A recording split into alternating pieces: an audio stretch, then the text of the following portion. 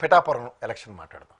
పవన్ కళ్యాణ్ గారు ఎలక్షన్ అవగానే కృతజ్ఞతాభావంతో వర్మ గారు మీరు చేసిన దగ్గర నేను గెలిచాం చెప్పారు కదా. మీరు మాట్లాడారు నాగబాబు, ఏం మాట్లాడారు మీరు? అక్షరాల నిమిత్తం మాత్రం, ఒరిజినల్గా నిమిత్తం మాత్రం మీతో ఏమీ కాదని మా అందరికన్నా పవన్ కళ్యాణ్కి ఎక్కువ తెలుసు. రెండోది అక్కడ కార్యకర్తలు గెలిపించారు. మీకు అర్థమయ్యే భాషలో చెప్పాలంటే మా గొప్ప వ్యక్తి, మా మిత్రుడు చంద్రపూడి గారు ఉన్నారు గాజువాకలో. 1,00,000 మంది సభ్యత్వాలు నమోదు చేశాడు. నమోదు చేస్తే నువ్వు వెళ్ళిపోయి పక్కెళ్ళి పెందుర్తులు ఆడుకో, నేను ఇక్కడ వచ్చేస్తాను గెలిచేస్తావు అని చెప్పి గెంతారు. తెప్పరెడ్డి నాగిరెడ్డి వాళ్ళ ఇంట్లో వరకు గట్టిగా తెలియదు ఎవడో, అలా అటోడు గెలిచేశాడు అక్కడ. మీరు ఓడిపోయారు. కానీ కూటమి బంధానికి కట్టుబడి ఇవాళ తెలుగుదేశం ఏం చేసింది, వర్మ అనే స్థానిక యోధుడిని నిలబెట్టింది.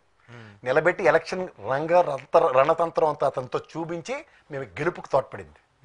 ఇదే గాజువాకలో జరిగింది ఇక్కడ రిపీట్ అయ్యి ఉంటే, వర్మ నాకు టికెట్ ఇవ్వలేదని అలిగో, లేకపోతే ఇంకో నియోజకవర్గంకి వర్మను పంపించుంటే డెఫినెట్గా మీ ఓటమి తథ్యం. ఇండిపెండెంట్గా పోటీ చేసి ఎందుకు అంటే నేను మళ్ళీ ఇంకో కోట్ రీడ్ చేస్తా. జనసేన పార్టీ పెట్టి నిలబడినందుకు కూటమికి ఉపయోగపడింది 2% ఓటు.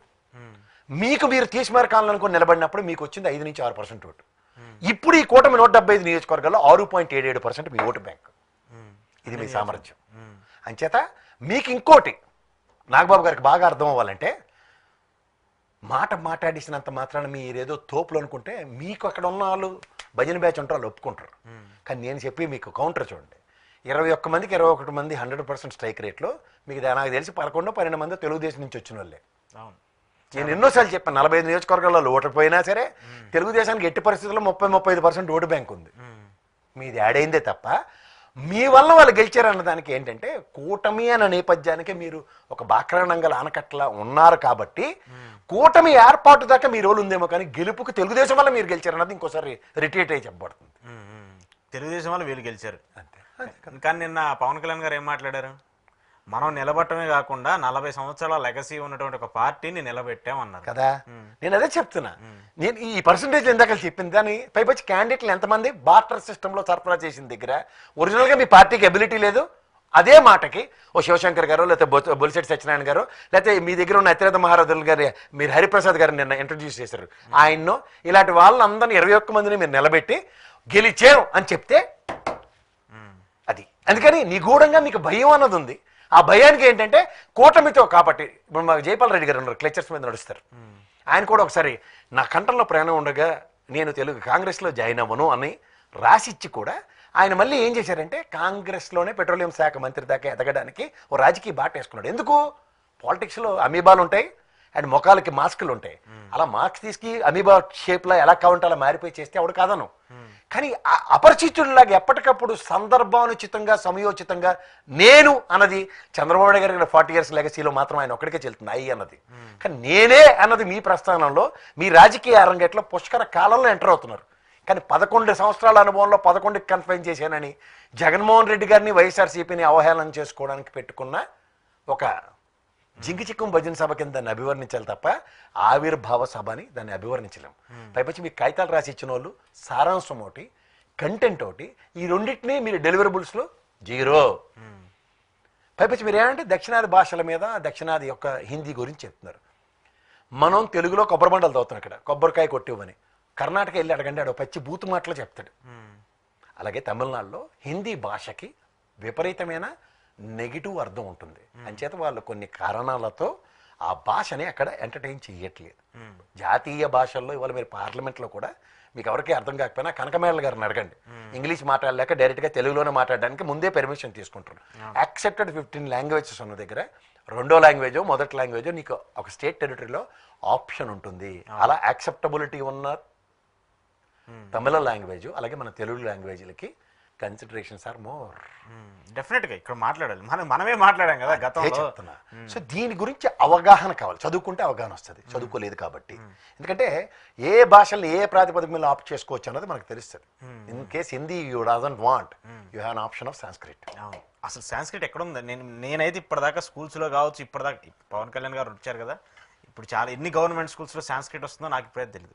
సాంస్క్రిట్ని ఎత్తిపడేశారు ఇప్పుడు చాలా గవర్నమెంట్. అది మనం ఏం చేయలేము సార్. మీకు మాట చెప్తున్నాను, సాంస్క్రిట్ నేను చదువుకున్నప్పుడు ఇట్స్ స్కోరింగ్ సబ్జెక్ట్. అవును, సెకండ్ లాంగ్వేజ్ అదే మనకి. సెకండ్ లాంగ్వేజ్ అది. ఇవాళ మీరైతే దక్షిణాది రాష్ట్రాలు అంటున్నారు జనాభా ప్రాతిపదిక మీద. ఫస్ట్ ఆఫ్ ఆల్ మీకు బీజేపీ ఒక కోతాటకి ఒక బిస్కెట్ ఇచ్చినట్టు ఇస్తుంది. ఆ కోతాట ఆడడానికి మీరు సత్యసంగ పరిశ్రమ సనాతన ధర్మం అని కొత్త కాడి ఎత్తుకున్నారు. ఇది మీకు సినిమాల్లో నటించడానికి ఉపయోగపడదు, కానీ నిజమైన రాజకీయ క్షేత్రంలో మీ బ్యాక్గ్రౌండ్ హిస్టరీ కనుక చూస్తే మళ్ళీ అబద్ధాలు చెప్పడానికి మీరు ఒక్క క్షణం కూడా వెనకాడరు. కాబట్టి 14వ తరగతి నుంచి అయ్యప్ప మాల, దాని ఆవశ్యకత, తర్వాత నా ఫ్రెండ్స్ అందరూ క్యాపిటలిస్టు, ఎవరిగా చెప్తావు? మా ముసలోళ్ళు అందరూ కమ్యూనిస్ట్ పార్టీ భావజాలతో ఆస్తులు తగలెడిన తర్వాత మేము ఇవాళ మాకు క్యాపిటలిస్ట్ భావాలు అంటారా? కానీ క్యాపిటలిస్ట్ భావాలుగా మేము ఇండస్ట్రియలిస్టులు అయినా సరే సిఎస్ఆర్ యాక్టివిటీ అని చెప్పి ఒక చారిటీ చేస్తున్నాను. అది మానవ దృక్పథం ఏంటంటే సేవా తత్పరత. అలాగే మీరు ఎవరిని ఎగ్జాంపుల్ చెప్పకండి. రామోజీరావు తెలుసు కదా, ఏ కమ్యూనిస్ట్ బికమ్స్ ఏ క్యాపిటలిస్ట్, గడపారెట్టుకుని దోచుకునే బ్యాచ్ అంటారు దాన్ని. ఇది చెప్పండి, ఇది మాట్లాడండి.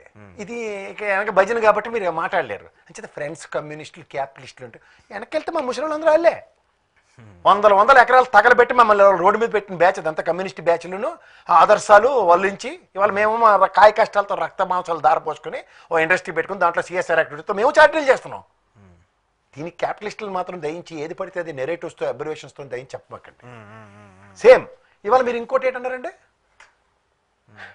మిమ్మల్ని మీ బహుభాషా కోవిదత్వం 4 భాషలు మీరు మాట్లాడగలరని అక్కడ మీకు ఒక వస్తు ప్రదర్శనశాలలో వస్తువులను చూసినట్టు మీరు ఒకసారి తమిళ్ మాట్లాడి, కన్నడ మాట్లాడి, మరాఠీ మాట్లాడి, తెలుగు మాట్లాడి మీ నటనా చాతుర్యానికి ధన్యవాదాలు. మిమ్మల్ని తెలుగు ఓటు బ్యాంక్ ఎక్కడ ఉంటే ఆడు బీజేపీ వాడు వాడుకుంటున్నాడు. వాడుకున్నవాడికి వాడుకున్నంత, వాడుకోవడంలో ఆయన మించినోడు లేడు. నేను వాడడం మొదలెడితే మీరు ఎవరో మిగలరని.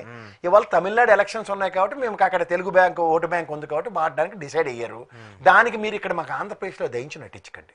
ఒక జాతీయ స్థాయి హోదా కలిగిన తెలుగుదేశం పార్టీయే 10 మెట్ల దద్దల కిందకు వచ్చి ప్రాంత పరిరక్షణ కోసం ప్రాంతీయ పార్టీగా వాళ్ళు తెలుగు రాష్ట్రంలోనే కక్క డొక్కలు తినుకొని నాన్న తెప్పలు పడుతుంది. ఇప్పుడు ఇక్కడ నేను నక్కపాటికి పుట్టి 4 ఆదివారాల్లో మీరు 10 సంవత్సరాలు 11 సంవత్సరాలు కంప్లీట్ చేసి ప్రాణాలు దిగించి చేయూత పథకంలో తెలుగుదేశం బీజేపీ లేకపోతే దిక్కు దివానా లేని మీకు ఇవాళ మీరు 21 స్థానాలు గెలిచి జాతీయ భావజాలలో మా వాళ్ళు చచ్చిపోతారు, ఉరెట్టేసుకుంటారు. భగత్ సింగ్ గారు ఈ ఊరికరా పకోడీ కబుర్లు చెప్తారు. మీరు ఏం మాడతారు? మీరు నాకు అర్థమవుతుంది. తల తోక ఉందా?